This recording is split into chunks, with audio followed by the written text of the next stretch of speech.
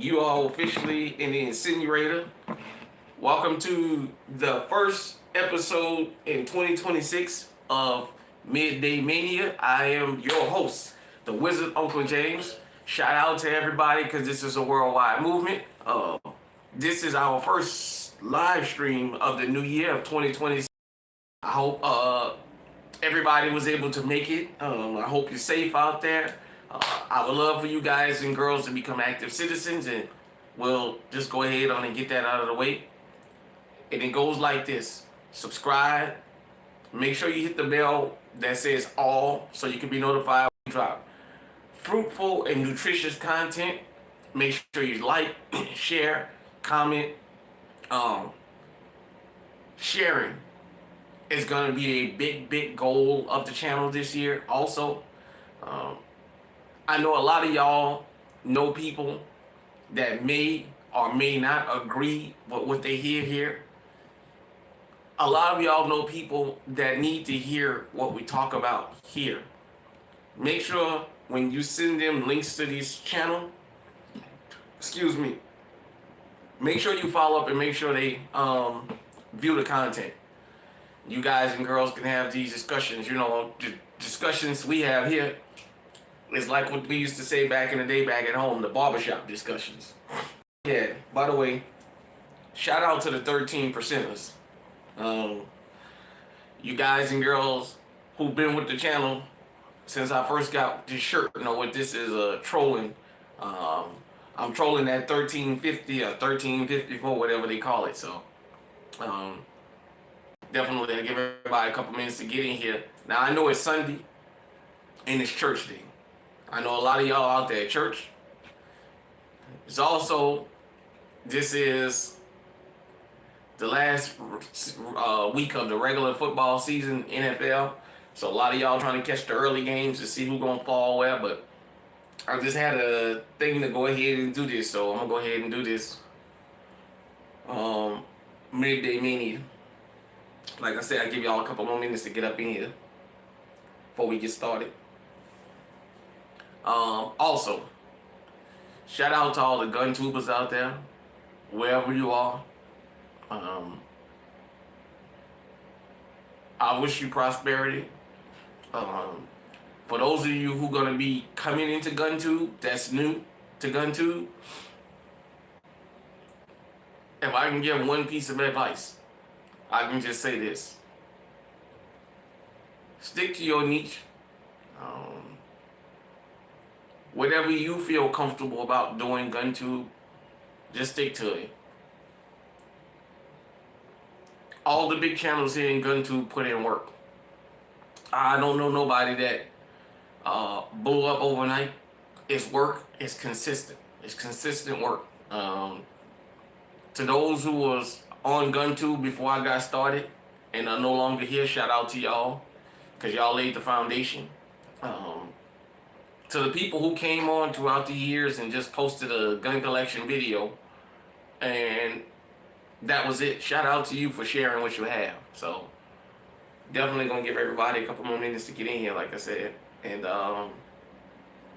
we'll have this discussion. So also, it's supposed to be a warm week across the country, unseasonably warm. I sure hope so, because we had some cold days up here in Iowa. I definitely wanted to get back to being in the 60s, 70s. I can't wait till it get that warm. We had some minus 20, minus 30 days already, so I don't know. Like I said, I give everybody a couple more minutes to get up in here. Then we'll get started. We'll start at the 5-minute mark. We're getting to the meat and potatoes. I see we got one person that's in. Make sure you get a video a like as you come in.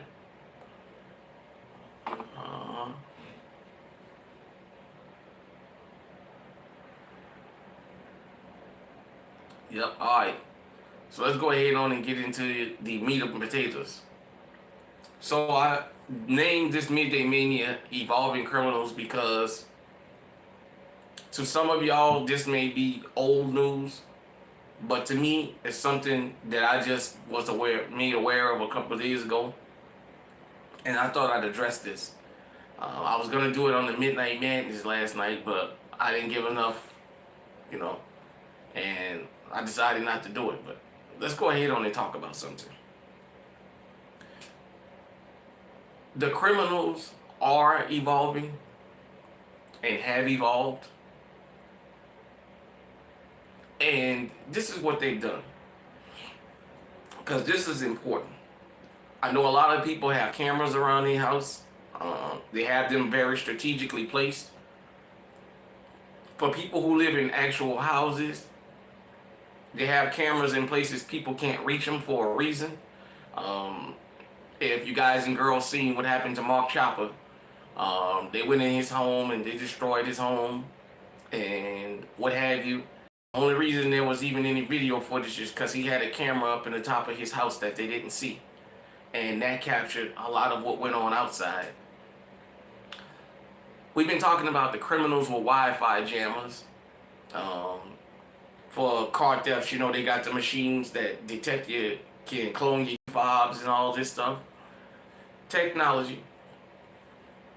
But there's an old school element to all this, and this is the element that I get beat up for because people don't want to hear it.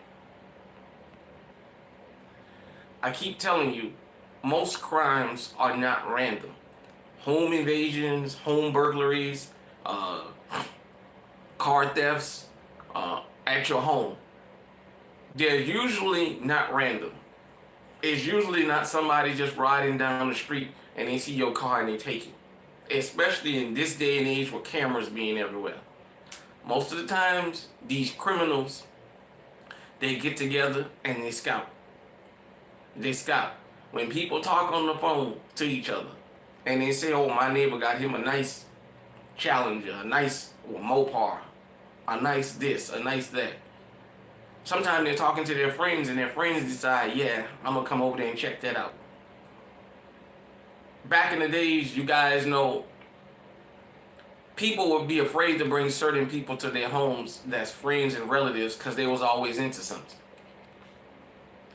But I've always told you guys and girls something, especially when it comes to crimes of burglary and home invasions, that is about 98% is not a random act. And I've also told you these gated communities, these high-end communities, the people pulling these burglaries and these home invasions are people that can blend in. It's not people from outside of the area. Let me go ahead and just get the elephant out the room. It's not Pookie and Ray Ray. One thing about Pookie and Ray Ray, they know where they can and can't go, and can and can't fit in. When Pookie and Ray show up to these gated communities, all right, we got Twin Jim, what's going on? Appreciate you. Appreciate the support.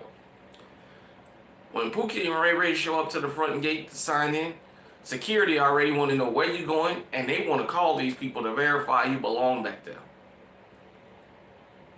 Criminals commit crimes where they're familiar. That's the whole purpose. Not only do they have Wi-Fi jammers, but what I've seen now is you got guys and girls going into certain areas. They're putting cameras in trees. And they're pinpointing. They got these cameras hidden in trees and bushes. They said the batteries can last up to 3 or 4 days. And they're sitting home watching you all day long. Let's just say my house. They would go and put yeah, you're right about that. Let's just say my house. They go and put a camera somewhere that shows live feed. And they sit around all day and just watch. All day, all day, all day, all day, and just watch. To learn when I leave, when I come, they learn your schedule. And they're so bold that when the camera runs low, the battery, they come right out in broad daylight. Change the battery, put the camera back, and go on about their business. And because now most people have Ring doorbell cameras. If they live in an apartment complex, if they live in a house, there's some kind of surveillance. These guys and girls are boldly doing this out in broad daylight. And the reason they're able to do that is they live in that community or they fit in. Out there in California, there was it California or was it Arizona? I don't remember right offhand. There was a family that lost over $1 million in luxury bags, jewelry, money, and things like that. And it was a gated community. These guys pulled up in broad daylight and did this. Well, I'm going to tell you this.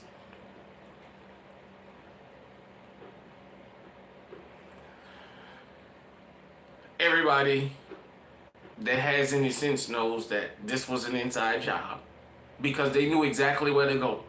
They showed up at, what's going on, Ronnie?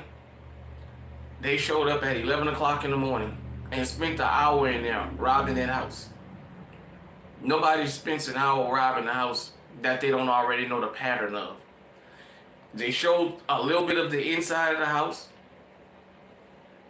where they went in, removed shoes and things out of the boxes and had time to put the lids back on them and had time to leave everything nice and neat. Now, they bust in from a back patio window. That's how they got in.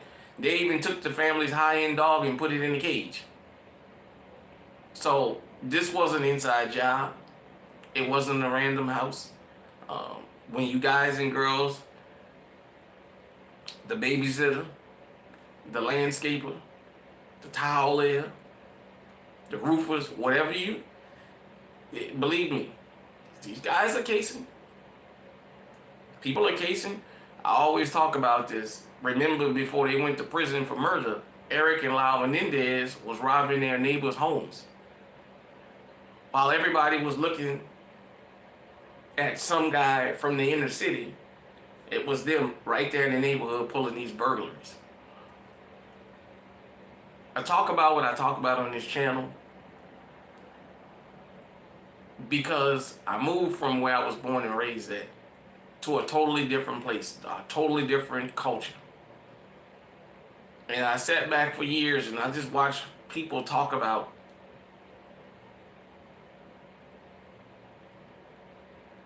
things happening in other areas. Meanwhile, the same thing's going on here.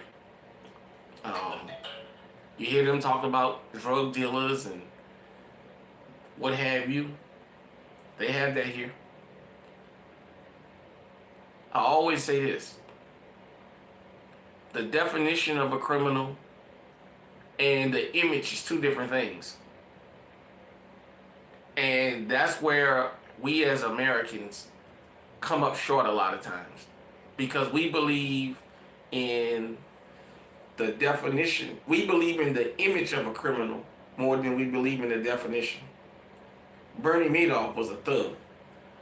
Bernie Madoff destroyed a lot of lives. Those two guys at Enron, those are thugs. These politicians stealing, those are thugs. Some dude hanging on the corner with dreadlocks and sagging pants is the image. Why do you think serial killers have been allowed to kill for so long and have so many victims? We've been given an image that a serial killer is going to be this almost Incredible Hulk looking type person. Meanwhile, you got Jeffrey Dahmer. You got Dennis Rader. You have the Green River Killer. You got Ted Bundy. I can go on and on and on and on. That was allowed. This one out there in LA they just talked about had the 93 victims. And nobody would have ever suspected it. I got a set called America's Serial Killers that go from Jack the Ripper all the way up until about 10 or 15 years ago. And None of these guys and girls fit the description of what you were told a serial killer is. Well, the same thing goes for a criminal. You have the description of a criminal. You have an image, but you don't follow the definition. I've been to 46 out of 48 of the continental U.S. I've been from the Pacific Ocean to the Atlantic. I've been from Mexico to Canada. I've noticed the majority of this country is segregated or separated, whichever word you want to use. I know people may think I don't know what I'm talking about. I know what I'm talking about. The majority of this country is segregated. The majority of this country is split by race, nationality, ethnicity, class, religion. There's so many different things that this country is split by. And all you have to do is get out and go on a road trip one day and you'll see. The Amish live amongst themselves. The Haitians make sure they get little Haiti wherever they go. The Jamaicans, same thing. There's a damn Chinatown all across the damn country. Everywhere you go is Little Saigon, Vietnamese village, some kind of Chinatown, Little Italy. The country is segregated. That's just what it is. Here's been the problem about the mainstream media when it comes to crimes. That's why so many people become victims of crimes. The mainstream media has prepped everybody's mind that it's not going to be your neighbor that breaks in your home. It's going to be some dude from the south side of Chicago. He's going to drive all the way to Arizona to come and break in your home. Or he's going to drive all the way to Idaho and go up in the middle of the mountains in the middle of nowhere to come and break in your home.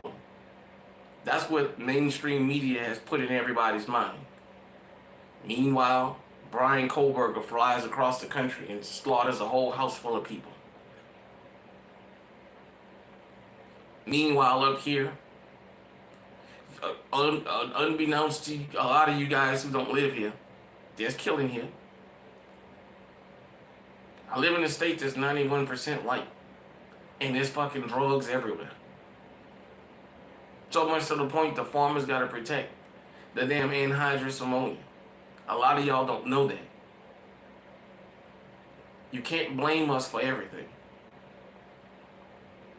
And that has cost a lot of people their lives. Remember, good old Charlie, he was talking about gang violence and look who showed up and paid him a visit. I mean, I just have to remind people of that from time to time. You had, in Minnesota, a woman last year get 26 years, 32 years in federal prison for trafficking drugs from Mexico to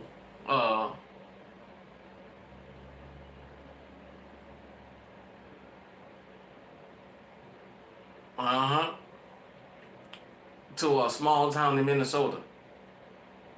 She was making so much money, I think she titled herself like a queen pin or something.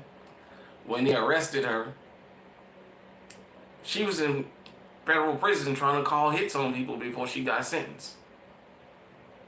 Former DA agent talked to the mainstream media and said the reason she was allowed to do that for so long is she don't fit the description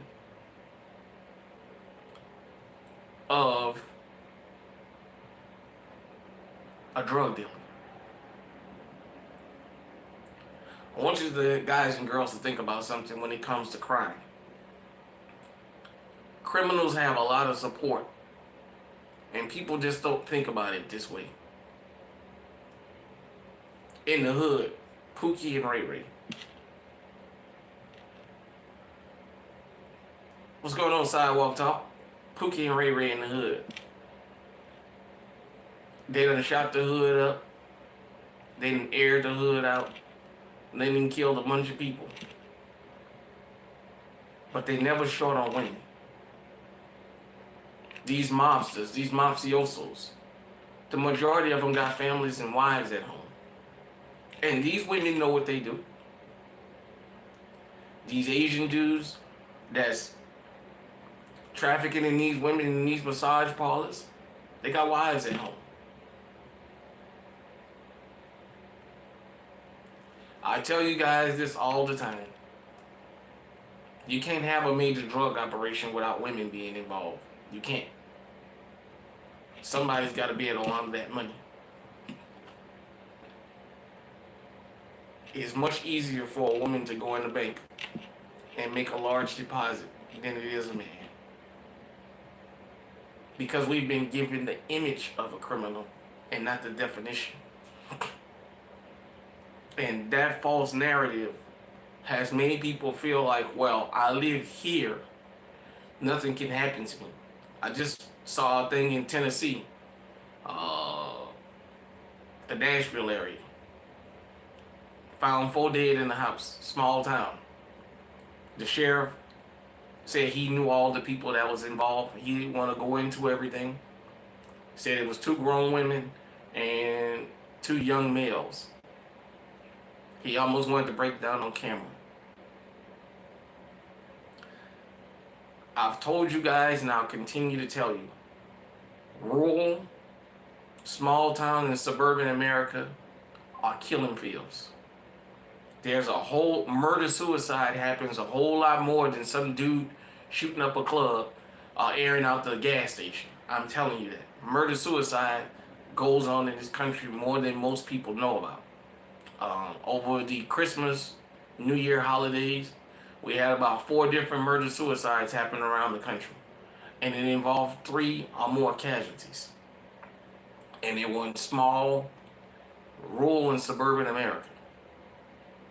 As a matter of fact, one of them, more people died in that one than in the whole city of Chicago for the whole weekend, since they love bringing up Chicago. Killing, criminality, crime don't know no color, it don't know no race, it don't know no gender, it don't know no religion. All crime, no, it's crime. Period, point blank. That's all it knows. Criminality has been around and is going to be around. I'm saying to you as a law-abiding citizen, what I think is best for you. Get legally armed. Get your head out of your behind. If you're one of those people, you're more likely to be victimized by someone close to you or someone close in your vicinity. Random crimes happen. But even the sheriff, when we talked about these home invasions, said most people don't get it. 90+%, 95+% of these home invasions are inside jobs, and it's not random. Most people don't ride down the street looking for a house to break in. That's not drug induced. And say eeny, meeny, miny, mo and gonna break in the house. Most dudes that's into home burglaries and home invasions, they scout. Even if they do something as simple as follow you home from the bank or the grocery store to wherever you're going, it's very unlikely some dudes and chicks are gonna be riding up the street and pick a house and just break in there. Usually they got some kind of intel. That's what I want you guys and girls to understand. You gotta be more vigilant. Not only do they have the Wi-Fi jammers and the laptops and the key fob jammers, I mean to the point now they telling you if you got a push start key, don't leave it close to the door. Bring it somewhere in the house where they can't come close, because the criminals now, they got these little machines. They're coming up to people's front and back doors and scanning to see if they can get that key fob. And if they can clone that key fob, they breaking the window in your vehicle and they gone. So now they're telling you to don't leave the key fobs. I say this. Personally, I think car manufacturers should go back to a key in the ignition, where you can go back to the old steering column locks. For those of you who remember, the GM vehicles definitely had to have them. The steering column lock that locks the whole column, and when you take the key out, you slide the thing in the slot and you put the lock on it. It would be much harder for them to go through the headache of dealing with a steering column lock than it is with technology. My physics teacher used to tell me technology ain't your friend, and look at it now. Everybody then got into push start. The criminals are evolving. You got to evolve with these criminals. Like I said, they're putting cameras now in people's yards across the street, people's yards, and they're watching multiple houses. They know everybody's schedule, and they doing accordingly. And as I said, they're bold enough to do this because they fit in that neighborhood. And that is something you're gonna have to understand. When you become the victim of a crime, let's say a car theft, a home invasion, or burglary, you better 9 times out of 10 assume it's somebody close either to you or that lives in that neighborhood that pulled this off. Back when I was in the 10th grade, we moved to another part of town out in New Orleans East. And yeah, we had our house broken into. And the only reason we never found out who it was is because the block was always so quiet. Me coming from uptown, inner city New Orleans, somebody's always outside. So everybody knows everything about everybody. So you can already figure out if something like that was to happen. But living in an area that's quiet, where people don't come out, only to leave, the kids don't play outside, most people don't talk to each other, those are the worst areas. Because people can break into your home, man, or break into your vehicle or do whatever. And you'll never be able to suspect who it was because nobody hangs out there, So, like I was just saying, these criminals are evolving. You got to evolve with them. And part of the evolution is accepting and understanding. If you live in a suburban, you live 40 minutes from town, you live in a rural, it's not going to be some Southside gangbanger that's going to come and rob your house. It's not. It's not going to be some Southside gangbanger that's out of place. Or as we used to say in New Orleans, out of bounds. Going to be out of bounds and going to come. Nah, it's going to be somebody right around you. Period, point blank. It's not going to be somebody else. We that live in the quote-unquote hoods know that. That's very seldom. It's a random act. Somebody knows somebody. And usually we just say, oh, it'll take a couple of days, but it'll come out. It don't take long. Well, the same thing with you. You live in a gated community? That's fine. You feel like you're safer in a gated community? That's fine.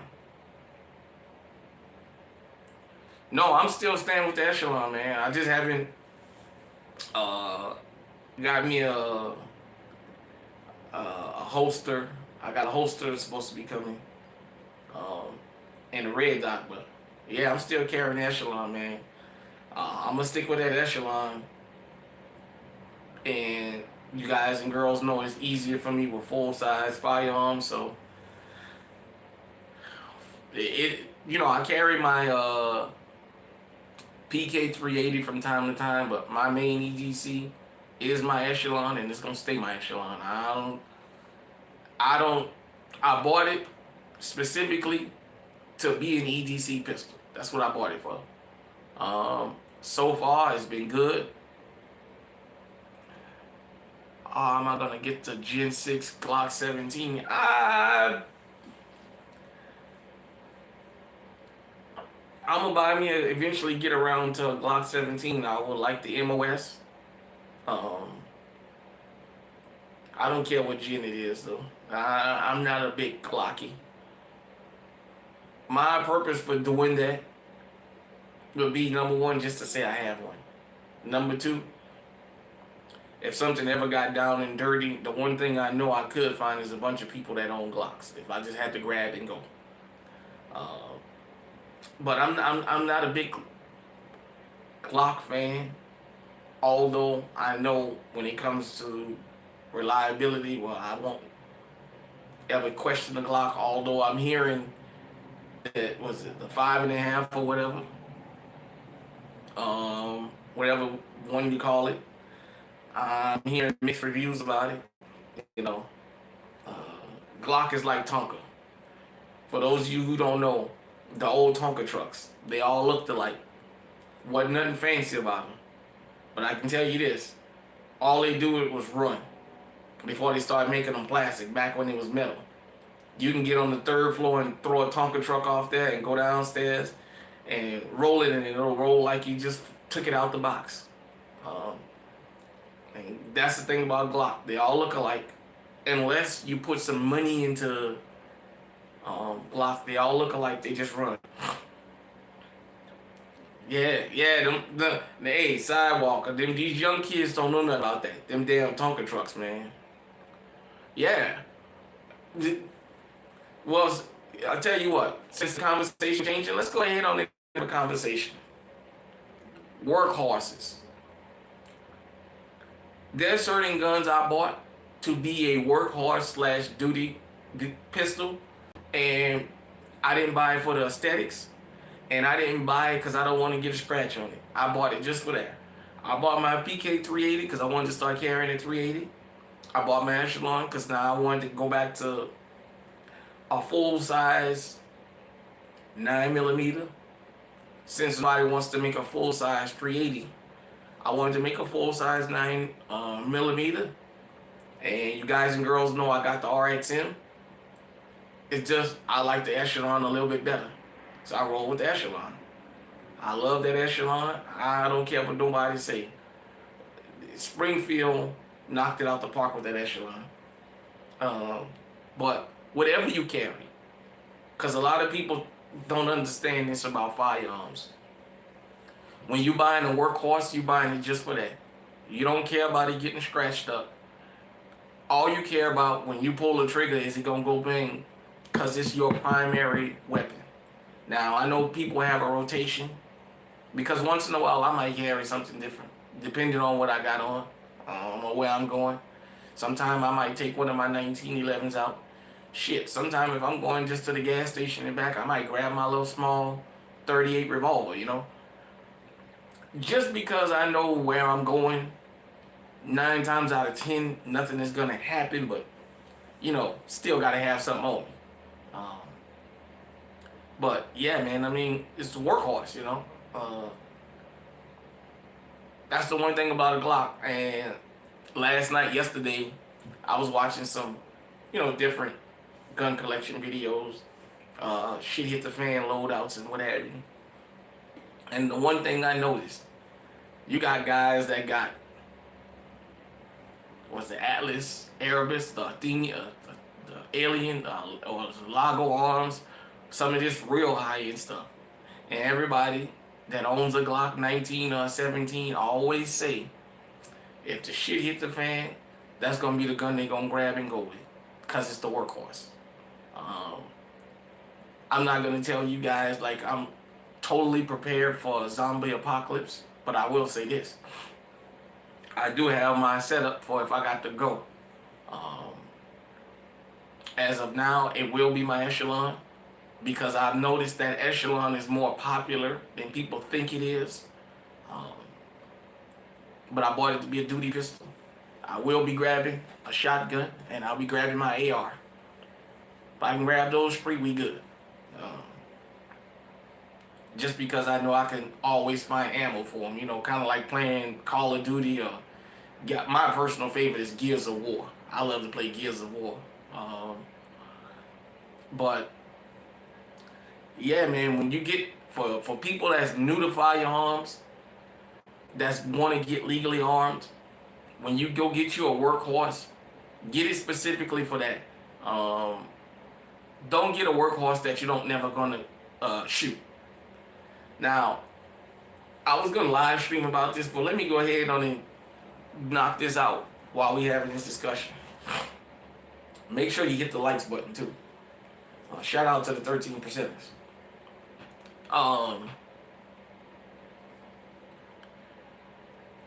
You don't have to do a 1,000-round review of a gun before you buy it. Let me tell you what I mean.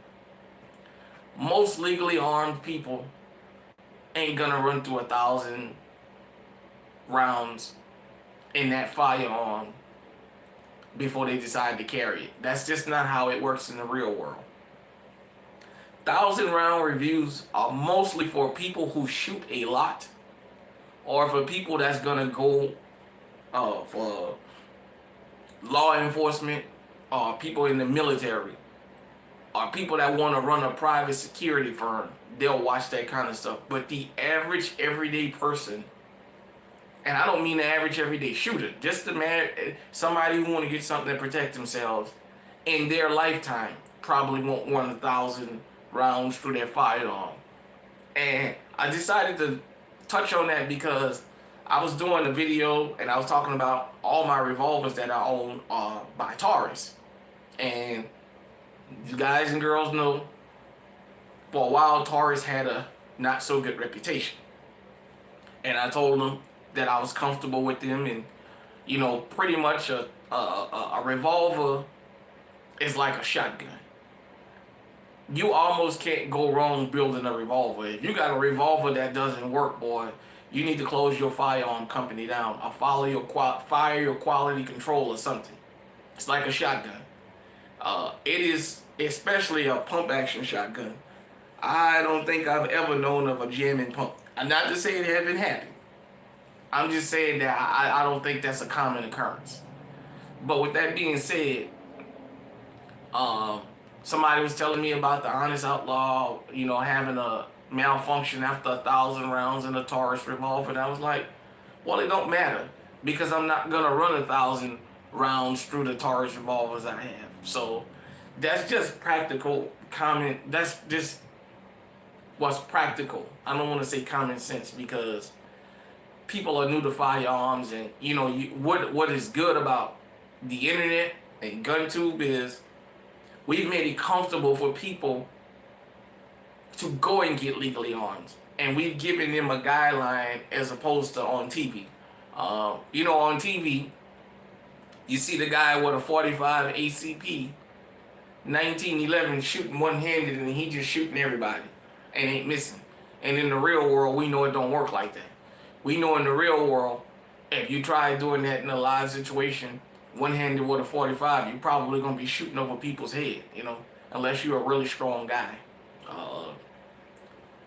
I always say this, and from time to time, I reference this, and I'm going to always go back to this. I don't know if he's still alive or if he's passed on. If he's still out there, shout out to him. If he's passed on, rest on to him. Mr. Malone.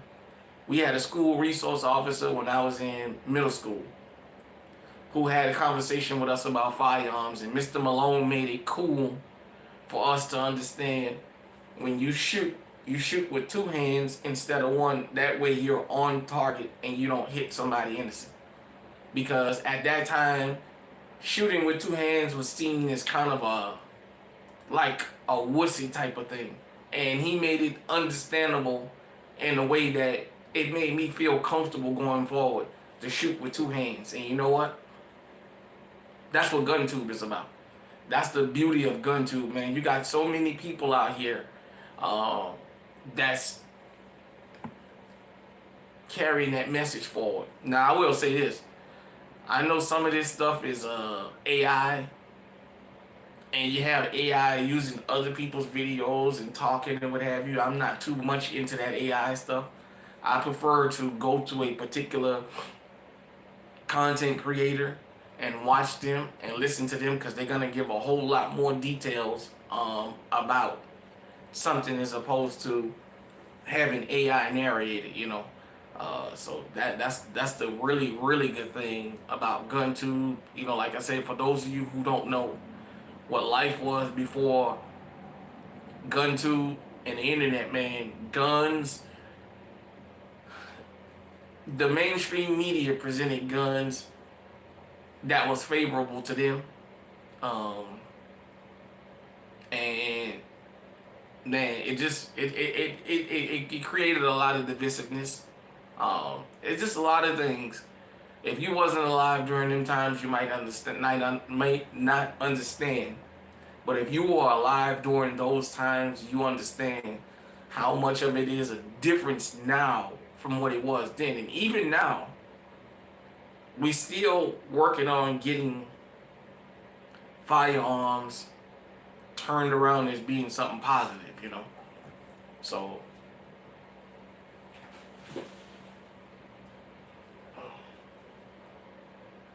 sorry about that, everybody.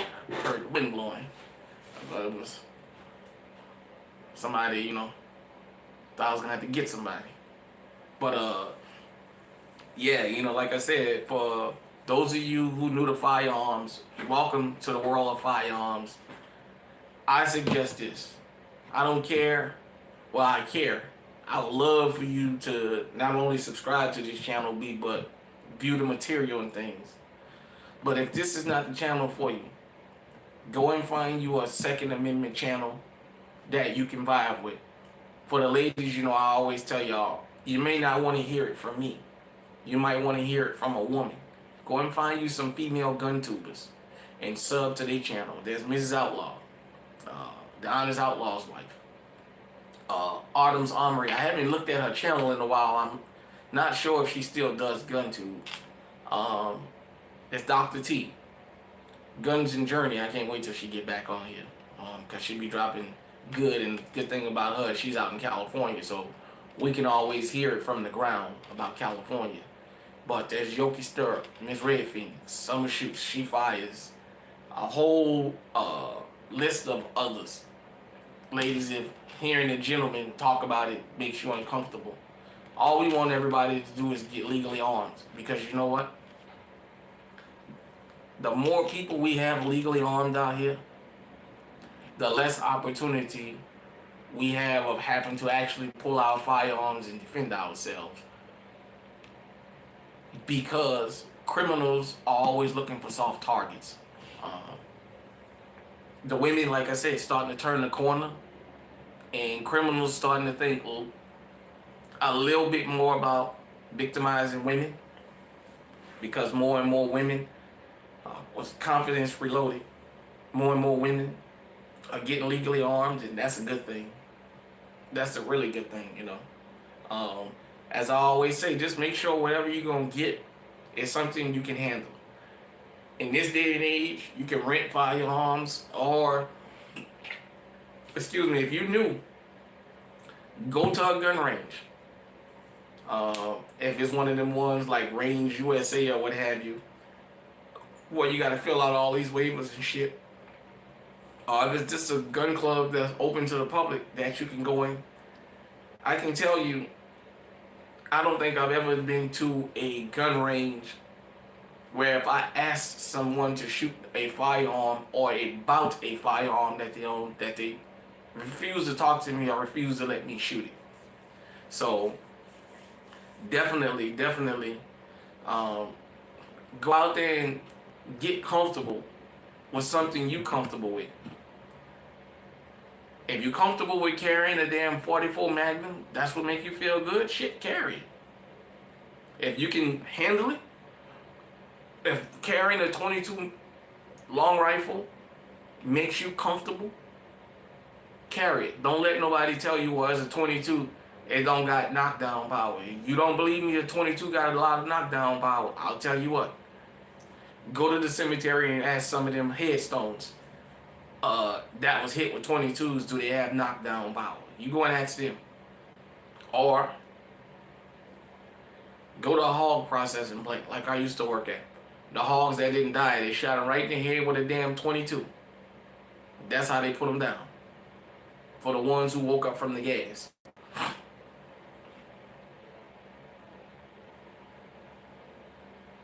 Oh yeah, man. The gun range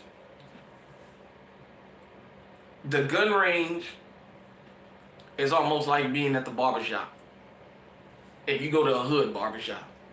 It's the information center, but it's where everybody converse and everybody fellowship. The gun range is just like that. It's somewhere where you see a bunch of guys and girls out there. Go up and talk to them. Don't be afraid. Go up and talk to them. You'd be surprised. And I don't care if you're the only white person in a range full of black folk. Go start talking to them. You'll be surprised.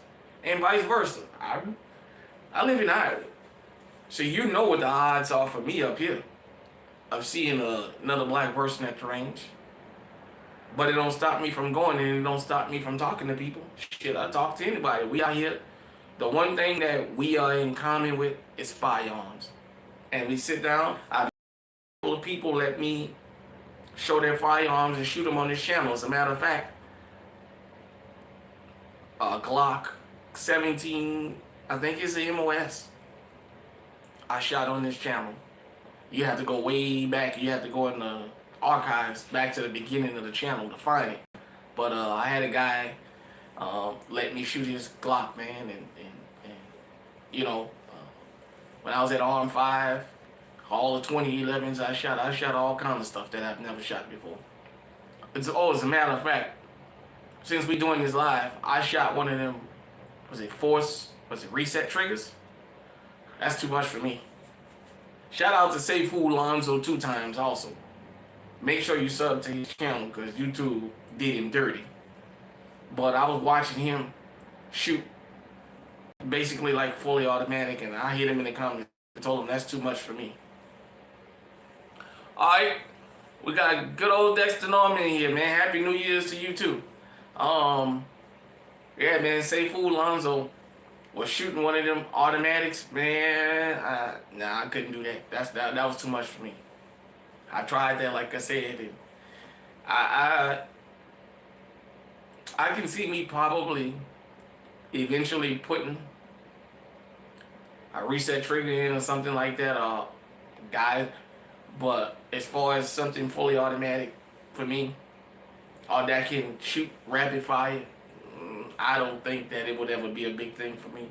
But the damage to my arm, I know I can't handle it, so I wouldn't pretend. But yeah, man, you meet a lot of good people at these ranges, man. You just don't never know who you'll meet. You don't never know who's who. If you're a content creator, let me say this: when you go to the range, if you filming, or if you sometimes we all go shooting without filming. For those of you who don't know, there's times we go shooting and we don't film. Sometimes we just need a decompression. We want to go out, we want to shoot, we want to have fun, and we don't want to document it. We humans, even though we create content. But interacting with other people, you don't never know who you're going to meet at some of these ranges, man. You go out to some of these ranges, and you'll meet people that's into the firearm industry, man. And before you know it, that's your plug. You're getting all kinds of sponsorships and things like that. And at the end of the day, for content creators, whether you know it or not, once you become a part of YouTube partnership program, you are a business. And that's just what it is, you know. And you'd be surprised, man, that some of these people you meet out here, you know, you meet out somebody that's a startup company. Also, if you're a content creator, I encourage this. Reach out to some of these people, you know. I know I had got to the mindset of, well, when I get to a certain amount of subs, companies gonna start reaching out. I've had 2 or 3 companies just randomly reach out to me, but I had to start doing the reaching out myself. And you know what? Don't feel bad about it, man. There's nothing wrong with being a brand ambassador. If it goes from product review to getting your own code where you can get a piece of the action, you know, there's nothing wrong with that. Don't put your head down about it, man. Get it, man. It's out here, you know. There's a lot of companies looking to get advertisement from us because we reach a unique audience. GunTube is one of those genres, for the most part, that cuts across racial, ethnic, gender lines. And that's an audience because it's hard for them to advertise on radio and television, on the internet, on your channel, doing product reviews, stuff like that is what helps them with marketing. So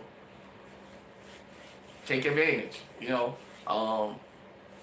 In my first channel and in this second channel, I've managed to do something that I set out to do.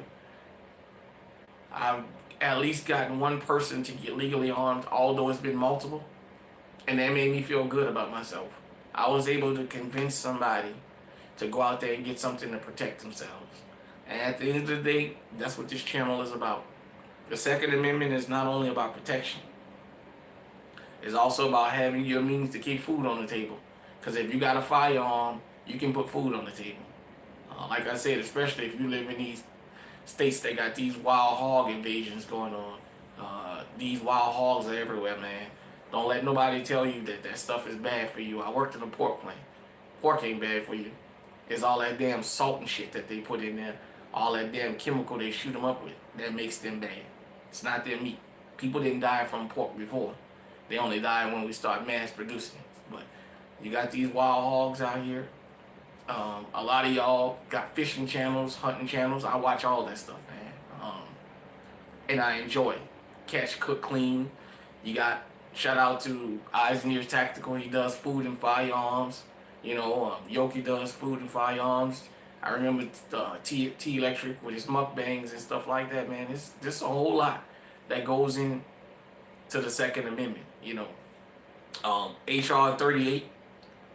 I told you guys and girls this month I'm going to start working on getting with my local and state representatives about pushing a national agenda when it comes to the Second Amendment, about us not only having national reciprocity on the federal level, but also getting where we're able to buy firearms in any state in the country.